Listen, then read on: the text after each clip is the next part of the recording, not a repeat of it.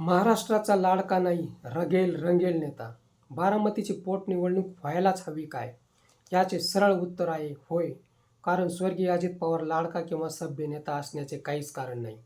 तिजोरीच्या चाव्या खिशात टाकून सरळ मतदारांना ब्लॅकमेल करायचे. मतदान आम्हाला केले तर मदत निधी मिळेल, या लोकशाहीला मारक गोष्टी ते खुलेआम करायचे. धरणात पाणी नाही तर त्यावरून राजीनामाही द्यावा लागला होता. बिनविरोधाचा रोग महाराष्ट्राला जडला आहे. मग निवडणुका घ्यायच्याच कशाला? लोकांना कोण हवे कोण नको ते मतदानातून दिसून येईल. भाजपला आता उबळ आली, पण स्वर्गीय प्रकाश उर्फ बाळा सावंत यांच्या पत्नी विरोधात नारायण राणेंना उतरविले होते. स्वर्गीय भारत भालके यांच्या मुलाविरोधात आवताळे यांना उतरविले होते. तर स्वर्गीय रमेश लटके यांच्या विरोधात उमेदवार दिला नाही, पण नोटाला मतदान करा म्हणून प्रचार यंत्रणा राबवली. मतदार जागरूक आहेत. स्वर्गीय अजितदादा कोणी धर्मात्मा नव्हे.